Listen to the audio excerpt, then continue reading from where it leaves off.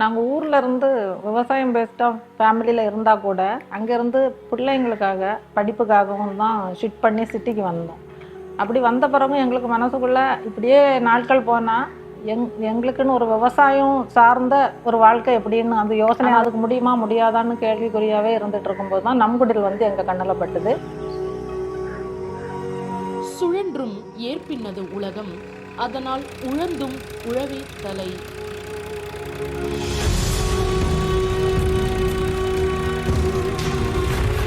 உலகத்தின் உயிர் நாடியே உணவை அள்ளிக் கொடுக்கும் விளை நிலங்கள்தான். ஆனால் உடல் உயிரை தொலைப்பது போல் வளர்ந்து வரும் நகரமயமாக்கலில் உலகம் விளை நிலங்களை தொலைத்துக் கொண்டிருக்கிறது. இதில் பெருகி வரும் ரியல் எஸ்டேட் தொழில் விளைச்சல் நிலங்களை உயிரற்ற கட்டிடங்களாகவும் சாலைகளாகவும் மாற்றிக்கொண்டிருக்கிறது. காலம் காலமாகவே ரியல் எஸ்டேட் தொழில் என்றாலே விவசாய நிலங்களை ஆக்கிரமித்து அதில் வீடுகள் கட்டிடங்கள் கட்டுவதுதான். ஆனால் தங்களால் ஏதாவது நாம் வாழும் பூமிக்கு நல்லது செய்ய வேண்டும் என்கிற நோக்கத்தில் அதே ரியல் எஸ்டேட் பாணியில் வறண்ட பொட்டல் காடாக கிடக்கும் பிளாட்டுகளை வாங்கி விளை நிலங்களாக மாற்றி அங்கே தோப்புகளையும் தோட்டங்களையும் உருவாக்கி கொடுக்கிறார்கள் நம் குடில் இளைஞர்கள் குழு.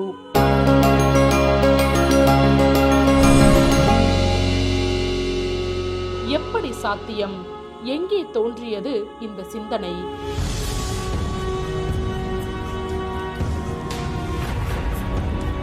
ஒரு ஐடி துறை சார்ந்த தொழிலில் இருந்த குடும்பத்துக்கு தேவையான அத்தனை வசதிகளும் என்னால் செஞ்சு கொடுக்க முடிஞ்சது. அவங்களோட அவுட்டிங், ஃப்ரெண்ட்ஸோட அவுட்டிங், நிறையா ஹோட்டல்ஸில் சாப்பிட்றது, இப்படி வாழ்க்கை ஓடிட்டு இருந்துச்சு. ஒரு நாள் என்னோடய குழந்தைங்களுக்கு தேவையான ஆரோக்கியமான உணவை கொடுக்குறோமாங்கிற கேள்வி எனக்குள்ளே ஏற்பட்டுச்சு. இதையே நாமளே ட்ரை பண்ணக்கூடாது, நம்மளால் இதை செய்ய முடியுமான்னு முயற்சி பண்ண ஆரம்பித்தேன். ஒரு கான்ஃபிடென்ட் வந்தது. அதுக்கப்புறம் என்னோடய நண்பர்களோடு சேர்ந்து உருவானது தான் இந்த நம்குடில்ங்கிற நிறுவனம். ஒரு செயலை செய்வதற்காக சிந்தித்துக் கொண்டிருந்த எங்களின் எண்ணங்களுக்கு உயிர் இருக்கும் வகையில் களத்தில் இறங்கி செயல்பட தொடங்கியது நம்குடில் நிறுவனம். விவசாயம் செய்வதற்கு நிலத்தை வாங்குவது, நிலத்தை பண்படுத்துவது, பயிர்களுக்கு தேவையான நீர் ஆதாரங்களை உருவாக்குவது, பயிரிடும் முறைகள், பயிர்களை காக்கும் முறைகள், வாடிக்கையாளர்களுக்கு நேரடியான பயிர் விற்பனை செய்யும் திட்டங்கள் மற்றும் விவசாய தொழிற்சாலை நிபுணர்களையும் குழுவாக இணைக்க தொடங்கினோம். நாங்கள் லேண்ட் சோர்ஸ் பண்ணுறதுல முக்கியமான சில பேராமீட்டர்ஸ் ஃபாலோ பண்ணுறோம்.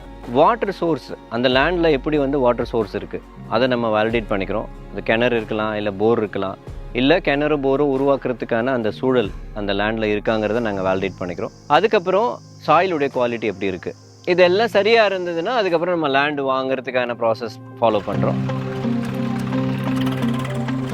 இப்போ நம்ம லேண்ட் பர்ச்சேஸ் பண்ணிட்டோம். அடுத்து லேண்டு சாயில் டெஸ்ட் கொடுத்தோம், அதுக்கான ரிப்போர்ட் வந்துடுச்சு. இப்போ நம்ம என்ன பண்ணணும்? விவசாயம் பண்ண முடியுமானா கண்டிப்பாக பண்ண முடியாது. ஏன்னா நம்ம லேண்டு எப்படி இருக்குது, மேடு பள்ளம் ப்ளஸ் பாறைகள், அது இல்லாமல் என்ன மாதிரி ஃபெர்டிலைசர் யூஸ் பண்ணியிருக்காங்க நமக்கு கண்டிப்பாக தெரியாது. அப்போது இயற்கை விவசாயம் பண்ணுறதுக்கு அந்த லேண்டை தயார்படுத்தணும்.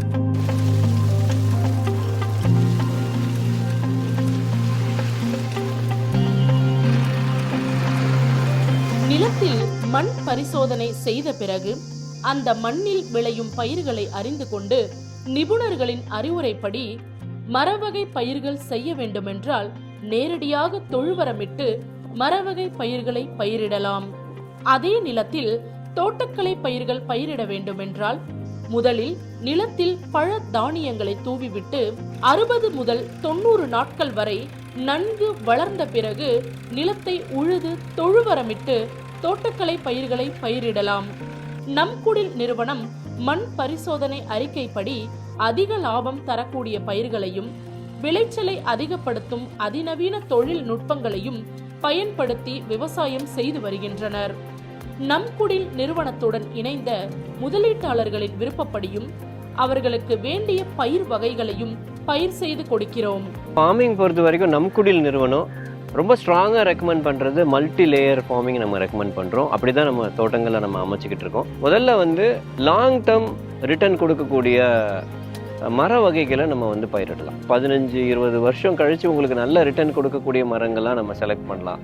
தேக்கு, சந்தனம், செம்மரம், மகோகனி மாதிரியான மரங்கள் நீங்கள் எடுத்துக்கிட்டிங்கன்னா உங்களுக்கு வந்து அது ஒரு பீரியட் நல்லா வளர்ந்ததுக்கப்புறம், நல்ல ஹை டென்சிட்டியாக வளர்ந்ததுக்கப்புறம் எக்ஸலண்ட் ஈல்டு கொடுக்கும். ரெண்டாவது பார்த்தீங்கன்னா மிட் டேர்மில் நமக்கு ரிட்டர்ன் கொடுக்கக்கூடியது அது வந்து பழ வகைகள் நம்ம போகலாம். அடுத்தது பார்த்தீங்கன்னா ஷார்ட் டேர்மில் வந்து காய்கறிகள் போகலாம்.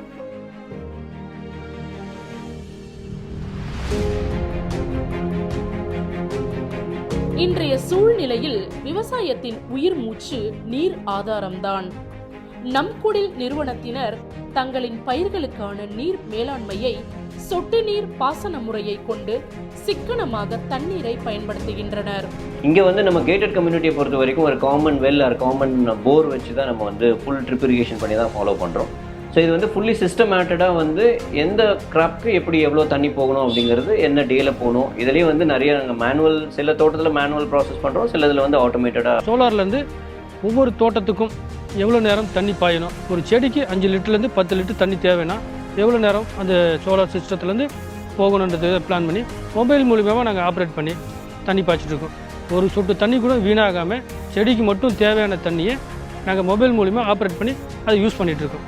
சென்னைக்கு அருகில் இந்த பயிர்கள் விளையுமா என்ற கேள்வி கேட்கும் வகையில் நம் குடில் நிறுவனம் மிளகு, அத்தி, டிராகன் போன்ற பணப்பயிர்களை பயிரிட்டு மகசூலை எடுத்தும் நிரூபித்திருக்கிறார்கள். ரேரான வெரைட்டி நம்ம வந்து பயிர் பண்ணி மகசூல் எடுத்திருக்கோம். விவசாயம் செய்வதற்கு ஏக்கர் கணக்கில் நிலம் வேண்டும் என்பது அவசியமில்லை என்பதை புரிந்து கொண்டு சென்ட் கணக்கில் குறைந்த இடத்தில் கூட விவசாயம் செய்ய முடியும் என்பதை நிரூபித்து காட்ட வேண்டிய அவசியம் இருந்தது.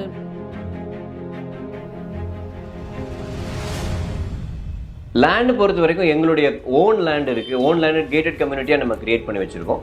அதில் வந்து மினிமம் வந்து உங்களுக்கு உங்கள் பட்ஜெட்க்கு ஏற்ற மாதிரி ஒரு 22 சென்ட்லேருந்து எவ்வளோ மேக்ஸிமம் சைஸ் எவ்வளோ வேணாலும் போகலாம்.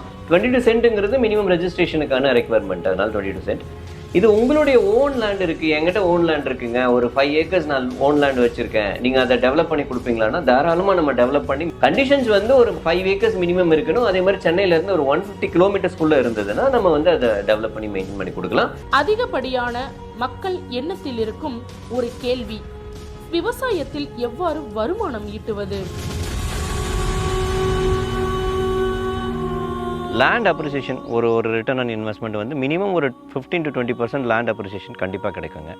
ரெண்டாவது, நம்ம ஏற்கனவே பேசுகிற மாதிரி மல்டி லேயர் ஃபார்மிங்கில் நம்ம வந்து ஒரு ஹை டிம்பர் வேல்யூ ட்ரீஸ் வைக்க போகிறோம்னு சொன்னோம். ஒரு 10 சந்தன மரம் நம்ம ஒரு பேசிக் எக்ஸாம்பிளுக்கு எடுத்தாலே போதும், ஒரு 50-60 லட்ச ரூபா அதிலிருந்து உங்களால் எடுக்க முடியும். நம் குடில் நிறுவனம் வந்து இன்ட்ரடியூஸ் ஆனதுக்கப்புறம் நாங்களும் பண்ணலாம், எங்களாலேயும் நாங்கள் ஆசைப்பட்ட மாதிரி ஃபார்ம் லேண்ட் பண்ண முடியும், விவசாயம் பண்ண முடியுங்கிற நம்பிக்கை வந்து. ஸோ இதெல்லாம் இவங்க எப்படி பண்ண போகிறாங்க அப்படின்னு யோசிச்சுக்கிட்டு இருந்தப்ப எங்களை நம்பி வாங்குங்க சார், நாங்கள் உங்களுக்கு பெஸ்ட்டாக பண்ணி தருவோம் அப்படின்னு எனக்கு ஒரு ப்ராமிஸ் பண்ணார். ஸோ அதே மாதிரி ஒரு 1 இயர்லேயே அந்த மரத்தெல்லாம் வந்து அவர் சூப்பராக உயிர் கொடுத்து மேலே கொண்டு வரேன், இது இன்னும் கொஞ்சம் நாளில் மேலே வந்துடும், நீங்கள் நல்லபடியாக ஆகிடும் அந்த மரம் அப்படின்னு சொல்லிட்டு ப்ராமிஸ் பண்ணாமல் ஒரு லேண்ட் வாங்கணும்னு டிசைட் பண்ணிட்டீங்க, ஒரு 4 கிரவுண்ட் இல்லைன்னா ஒரு 22 சென்ட், ஏன்னா மினிமம் சைஸ் இது வந்து ஒரு 10 லட்ச ரூபா ஆகுதுன்னு வச்சுக்கோங்களேன். நீங்கள் இண்டிவிஜுவலாக வாங்காமல் ஒரு 10 பேர் சேர்ந்து, அதாவது உங்களோட ஃப்ரெண்ட்ஸு, இல்லை நீங்கள் ஒரு அப்பார்ட்மெண்ட்டில் இருக்கீங்கன்னா ஒரு 10 ஃபேமிலி சேர்ந்து அந்த மாதிரி நீங்கள் வாங்குறப்ப என்ன ஆகுனா, ஒரு பிளாட் உங்களுக்கு 8 லட்ச ரூபாய்க்கு வரைக்கும் கிடைக்கிறதுக்கு வாய்ப்பு இருக்குது. ஸோ அப்போது ஒரு பிளாட்டில் 2 லட்ச ரூபா வரைக்கும் நம்ம டிஸ்கவுண்ட் பண்ணலாம். ஓவரால் ஒரு 20 lakhs வந்து. நம் குடில் நிறுவனம் தாங்கள் விளைவித்த பயிர்களை நேரடியாக பயனாளிகளுக்கு விற்பதற்கான திட்டத்தினை செயல்படுத்துகிறோம். நாம் விளைவிக்கும் பயிர்களை நேரடியாக வாடிக்கையாளர்களுக்கு கொடுக்கும் பொழுது அதிகப்படியான லாபத்தை ஈட்டலாம். இதுவே ஒரு குழுவாக இணைந்து விவசாயம், ஆடு, மாடு, கோழி வளர்ப்பு போன்ற தொழிலும் செய்யலாம். நமக்கு தேவையான உணவுகளை இயற்கையான முறையில் விளைவித்து நம்மை சுற்றியுள்ள நம் சொந்தங்களுக்கு கொடுத்தாலே போதும், நல்ல லாபத்தை இந்த தொழிலில் பெறலாம். நாமே நமக்கு தேவையான அனைத்து பொருட்களையும் விளைவித்து விற்பனை செய்யும் பொழுது இயற்கையான சத்துள்ள உணவுகளையும் ஆரோக்கியத்தையும் பெற்று வாழ முடியும் என்பதை நம் குடில் நிறுவனம் செயல்படுத்தி காண்பிக்கிறது.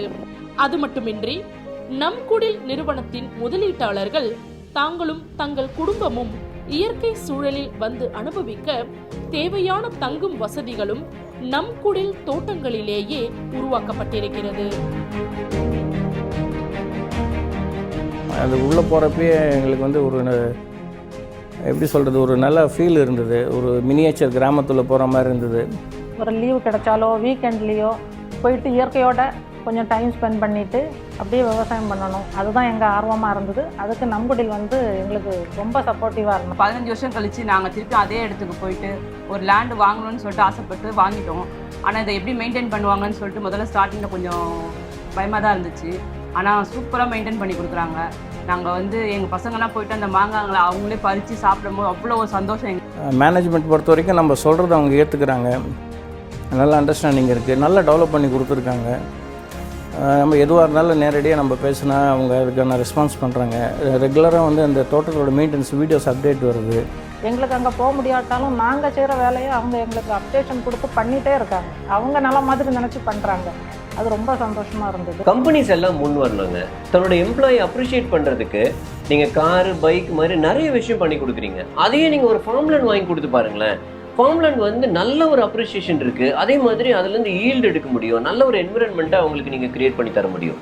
ஒரு பைக் வாங்குற காஸ்ட்டை விட கம்மியான காஸ்ட்லேயே உங்களால் லேண்டு வாங்கி தர முடியும். 1 லட்ச ரூபா லேண்ட் நீங்கள் வாங்கி கொடுத்தீங்கன்னா ஒரு 5 வருஷத்தில் 2-3 மடங்கு அது அதிகமாகிறதுக்கு நிறையவே சான்சஸ் இருக்குது. இது மூலமாக உங்கள் எம்ப்ளாயிஸ்க்கு மட்டும் இல்லை, இந்த சொசைட்டிக்கு கம்பெனிஸ் விருப்பப்பட்டால் நாங்களே லேண்ட் சோர்ஸ் பண்ணி டெவலப் பண்ணி அதை மெயின்டெனும் பண்ணி கொடுக்குறோம். அது மட்டும் இல்லை, அதுலேருந்து ஈல்டும் எடுத்துக்கணும்.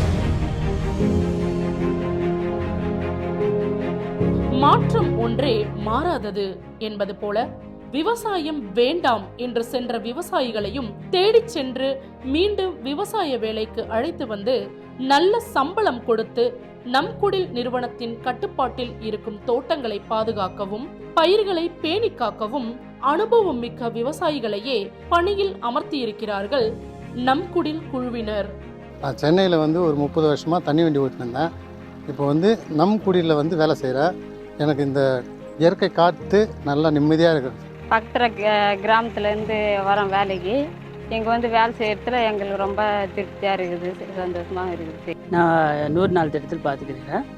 இது ஒரு நம்ம பார்த்துன்னு இது ஒரு திட்டத்தை பார்த்துன்னு நான் சம்பளம் கரெக்டாக லைன் ஆகிடுது. இதுக்கு முன்னாடி பேட்டரியில் வேலை செஞ்சுருந்தோம், கஷ்டமாக இருந்தது. இப்போ நம் குடியிலேருந்தும் வேலை செய்கிறோம், சந்தோஷமாக இருக்கும். நம் குடில் டீமுக்கு ஒவ்வொரு செடியும் ஒவ்வொரு உயிர் மாதிரி. அந்த செடிங்களை எங்களால் எவ்வளோ எஃபர்ட் எடுத்து பாதுகாக்க முடியுமோ அந்த அளவுக்கு நாங்கள் பாதுகாத்துட்ருக்கோம். எவ்வளோ கடினமானதாக இருந்தாலும் எல்லா தொழிலும் விவசாய தொழிலுக்கு பின்னாடி தான். அதனால் விவசாயம் பழகுவோம்.